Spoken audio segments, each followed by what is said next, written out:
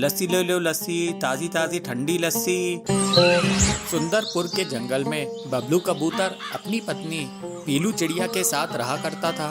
उनका एक बेटा था जिसका नाम टिल्लू था। बंटी कबूतर पेशे से किसान था, लेकिन इस बार जंगल में बहुत भयानक सूखा पड़ा, जिसकी वजह से इस बार बंटी की कोई भी फसल नहीं हुई। इसके बाद दोनों पति पत्नी मजदूरी करके अपना पेट पाल रहे थे, लेकिन जंगल में सूखा पड़ने के कारण धीरे धीरे उनकी मजदूरी का काम भी छूट गया और उन्हें कोई भी नया काम नहीं मिल रहा था। एक दिन ऐसे ही बबलू कबूतर थक हार कर घर लौट रहा था। बबलू के घर आने पर पीलू उससे पूछती है, क्यों जी, आज भी क्या आपको कोई काम नहीं मिला? बबलू कहता है, नहीं पीलू, आज भी मुझे कोई काम नहीं मिला, पता नहीं ऐसे कब तक चलेगा। पीलू कहती है, ठीक है जी, आप चिंता मत करो, मैं आपके लिए ताज़ी लस्सी बनाकर लाती हूँ। फिर पीलू बबलू के लिए ताज़ी लस्सी बनाती है और उसे देती है। बबलू लस्सी पीता है और पीलू की तारीफ करते हुए कहता है, पीलू, तुम्हारे हाथ की लस्सी पीकर तो सारी टेंशन ही दूर हो जाती है, लेकिन मुझे कुछ न कुछ काम जल्दी मिलना बहुत ज़रूरी है, नहीं तो हमारे खाने के लाले पड़ जाएंगे। फिर पीलू कहती है, सुनिए जी, मैं आपको एक आइडिया दूं तो क्या हम शहर के जंगल में चलें? वहाँ पर मेरी सुंदरी बुआ रहती है। शहर के जंगल में हमें कोई न कोई काम जरूर मिल जाएगा, बुआ हमारी मदद कर देंगी। चलिए हम उन्हीं के पास शहर चलते हैं, शहर में हमारे बेटे की अच्छी पढ़ाई भी हो जाएगी। ऐसा सोचकर दोनों पति पत्नी शहर के जंगल की ओर निकल जाते हैं। फिर वे लोग शहर में सुंदरी बुआ के घर पहुंच जाते हैं। सुंदरी बुआ उनको देखकर कहती है, अरे पीलू बेटी, कैसी हो? गांव के जंगल में सब कुशल मंगल तो है ना? क्या बताऊं बुआ, गांव के जंगल में इस बार बहुत भयानक सूखा पड़ा है, हमारी कोई फसल ही नहीं हुई और हमें वहाँ पर कोई काम भी नहीं मिल रहा है। हम आपके भरोसे शहर के जंगल आए हैं, आप हमारी मदद करिए। बबलू कहता है, हाँ बुआ जी, आप हमें कुछ काम धंधा दिलवा दीजिए, आपकी बड़ी मेहरबानी होगी। आप लोग चिंता मत कीजिए, मुझसे जो बन पड़ेगा मैं जरूर करूँगी, आखिर आप हमारे परिवार जो हो। अच्छा पीलू, तू बता, तू लस्सी बनाना भूली तो नहीं? मुझे तेरी हाथ की लस्सी पिए बहुत साल हो गए हैं। पीलू कहती है, नहीं बुआ, मैं तो नहीं बुआ, लस्सी बनाना कैसे भूल सकती हूँ। बबलू कहता है, पीलू, क्यों ना तुम बुआ जी को ताजी लस्सी बना कर दो। फिर पीलू बुआ के घर के अंदर जाकर सबके लिए ताजी ठंडी लस्सी बनाती है और फिर उसे लेकर बाहर आती है। तभी वहाँ पर हरिया काका आते हैं। हरिया काका सुंदरी के पड़ोसी हैं। अरे सुंदरी बहन, ये आपके यहाँ कौन आया है? सुंदरी कहती है, ये मेरी भतीजी है और ये हमारे दामाद हैं। अरे वाह, इन्हें देखकर तो मुझे बहुत खुशी हुई। पीलू हरिया काका को भी अपने हाथ की बनाई लस्सी देती है। उसे पीकर हरिया काका कहते हैं, अरे वाह सुंदरी बहन, ऐसी लस्सी तो मैंने कभी नहीं पी,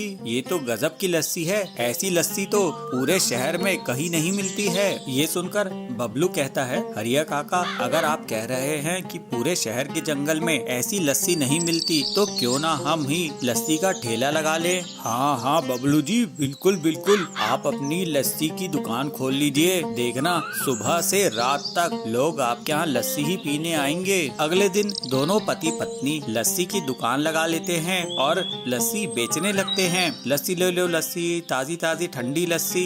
फिर उस गर्मी में कुछ पक्षी उनकी दुकान में आते हैं, बहन जी मुझे एक ताजी ठंडी लस्सी देना। हाँ हाँ बहन, ये लो मलाई मार के लस्सी पियो। जब वो पक्षी लस्सी पीती है तो वो कहती है, वाह बहन, ऐसी लस्सी तो मैंने कभी नहीं पी, ये तो बहुत ही टेस्टी है। देखते ही देखते उसकी लस्सी की दुकान पर ढेर सारी भीड़ इकट्ठी हो जाती है और पूरी की पूरी लस्सी बिक जाती है। पीलू और बबलू की लस्सी की दुकान बहुत अच्छे से चल पड़ती है और उनकी अच्छी खासी कमाई होने लगती है। अब वे शहर आकर खुशी खुशी रहने लगते हैं। छतरपुर नगर में वेदा और उसका परिवार रहता था। वेदा की परीक्षा खत्म होते ही छुट्टी के लिए नानी के घर जाने की तैयारी चली। वेदा की माँ सारी तैयारियां करते हुए कहती है, अरे वेदा, अच्छे अच्छे कपड़े पहन लेना और अच्छे कपड़े पैक भी कर लेना, नानी के घर जाना है ना। और वेदा के पापा वेदा को बुला के कहते हैं, वेदा, जो खिलौने चाहिए उसे भी पैक कर लो, नानी के घर में खिलौने नहीं मिलेंगे, फिर वहाँ तुम बोर हो जाओगी तो क्या करोगी? तो वेदा कहती है। मैंने सुना है दादी के घर में बाग बगीचे बहुत थे।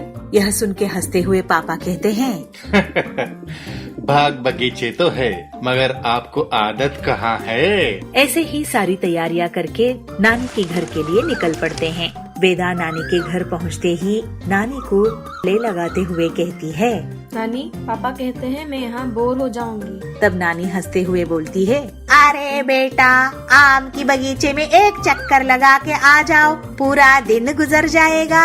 नानी की बातों को आजमाने के लिए वेदा नाश्ता वाश्ता करके आम के बगीचे के लिए निकल पड़ती है। आम की बगीचे के रास्ते में जाते जाते वेदा को दोस्त भी मिल जाते हैं। वहाँ वेदा ढेर सारे आम खाती है और दोस्तों को भी खिलाती है।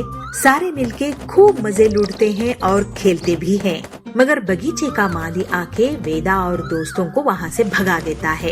एक दिन वेदा को खेलते खेलते चोट लग जाती है। वेदा की दोस्तों ने वेदा को उठाकर घर पहुँचाया और उसकी मम्मी को उसको चोट लगने की बात भी बताई।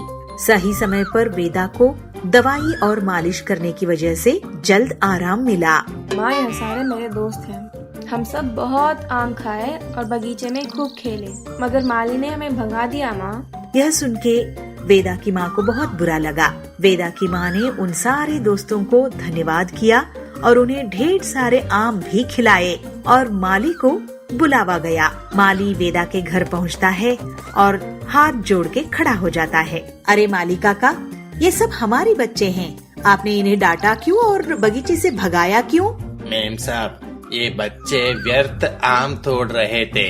बच्चे शरारत नहीं करेंगे तो क्या बड़े करेंगे? गलती हो गई मेम साहब। और वेदा जब गिर गई तो आप कहाँ थे? मैं बंदर भगाने गया था मेम साहब। बड़े बंदरों के साथ अगर छोटे बंदर के भी ख्याल करते तो वेदा नहीं गिरती थी। इस बात को सुन के सारे बच्चे हंस पड़ते हैं। वेदा जब ठीक होती है तो माँ की बात से उसको ये समझ आता है कि दोस्त दुख सुख के साथी होते हैं। इसकी समझ आते ही वेदा अपने दोस्तों के साथ फिर आम की बगीचे में घुस जाती है और माली काका बस बच्चों को देखते रह जाते हैं।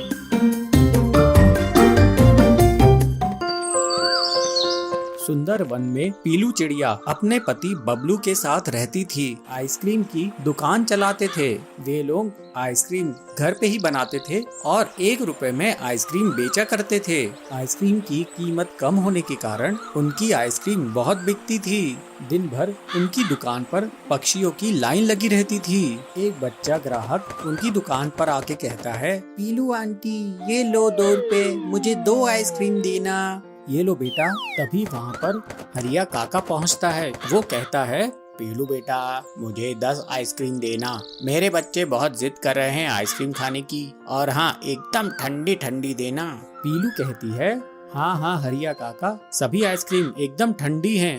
फिर पीलू 10 रुपए की 10 आइसक्रीम हरिया काका को देती है।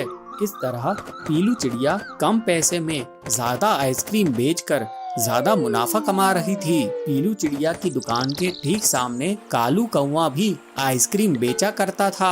कालू बहुत महंगी आइसक्रीम बेचता था। इस वजह से जंगल के पक्षी उसकी दुकान में जाने से कतराते थे।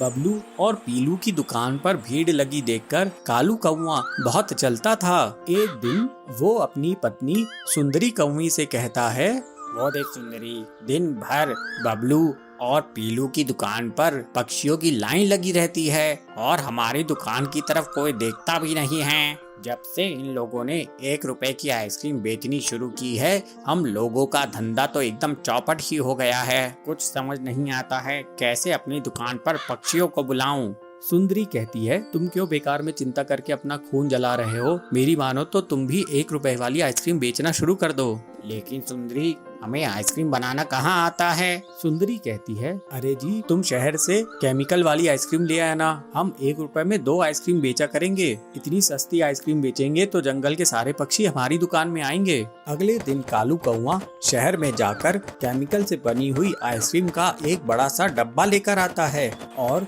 दूसरे दिन से वो अपनी दुकान में उसे बेचने लगता है।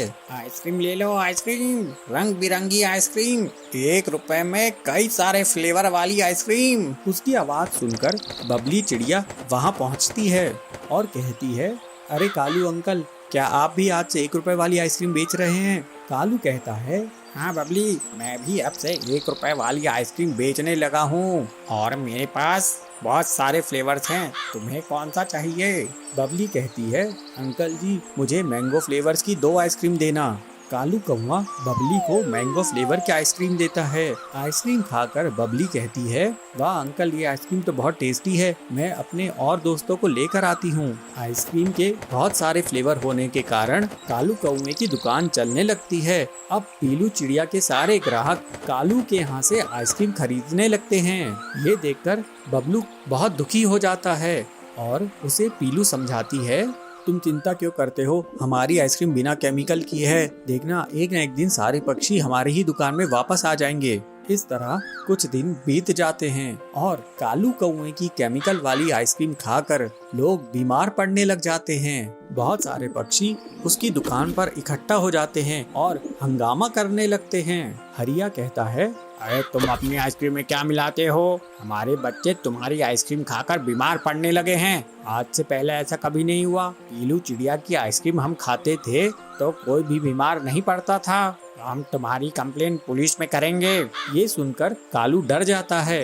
वो कहता है, नहीं नहीं, मेरी कंप्लेन पुलिस में मत करना, मैं अब से आइसक्रीम बेचना बंद कर दूंगा। मैं ये आइसक्रीम शहर से खरीद कर लाता था, मुझे नहीं पता था कि इसमें केमिकल्स मिले हैं जिससे बच्चों की तबीयत खराब हो जाएगी। फिर कालू कौवा केमिकल से बनी हुई आइसक्रीम बेचना बंद कर देता है और पीलू और बबलू की दुकान फिर से चल निकलती है। सारे पक्षी उन्हीं के यहाँ से आइसक्रीम खरीदने लगते हैं। कुछ दिनों बाद दोनों पति पत्नी अब अलग अलग फ्लेवर्स की आइसक्रीम बेचने लगते हैं। उनकी दुकान की बिक्री अब और बढ़ जाती है। फिर बबलू कबूतर और पीलू चिड़िया खुशी खुशी रहने लगते हैं।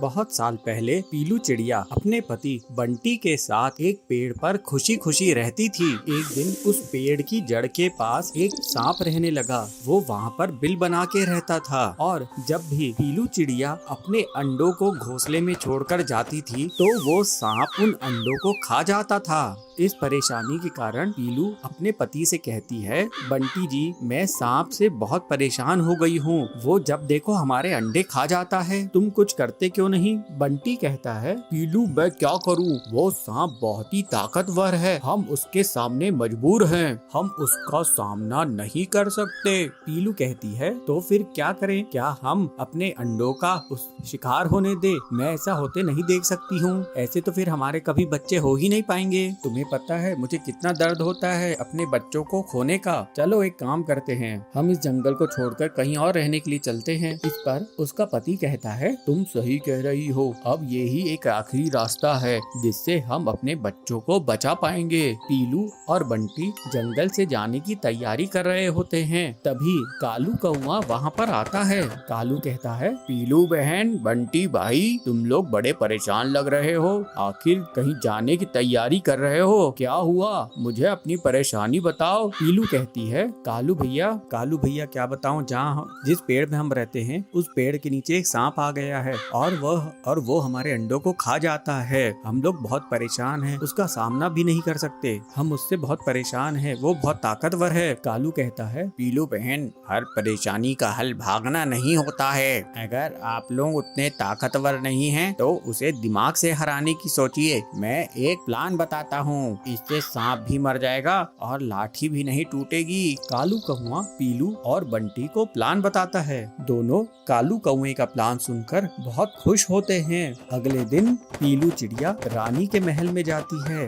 वहाँ वो रानी का एक खूबसूरत हार चुराकर भागने लगती है। रानी ये देख लेती है और वो अपने सिपाहियों को आवाज लगाती है, सैनिकों, वो देखो, वो चिड़िया मेरा बेशकीमती हार चुरा के लेके जा रही है। वो तुम्हारे राजा ने मुझे तोहफे में दिया था, जाओ उसको तुरंत पकड़ के लाओ। सैनिक भाला लेकर पीलू चिड़िया का पीछा करने लगते हैं। पीलू चिड़िया देखती है कि सैनिक उसके पीछे भाला लेकर आ रहे हैं। वो अपने पेड़ के पास पहुंचती है और उस रानी के बेशकीमती हार को सांप के बिल में डाल देती है। सिपाही भाले के डंडे से हार निकालने की कोशिश करते हैं और उस गड्ढे में डालते हैं। इससे सांप परेशान होकर बाहर आता है। सांप कहता है, अरे कौन है जो मुझे तंग कर रहा है? कौन है जो मुझे डंडा मार रहा है? मैं छोड़ूंगा नहीं। सांप को देखकर सिपाही सांप पर भाले से हमला करते हैं। सांप वहीं पर मर जाता है। इस तरह पीलू और बंटी अब हंसी खुशी रहने लगे। थोड़े दिनों बाद पीलू को बहुत सुंदर सुंदर बच्चे होते हैं। पीलू बहुत शान से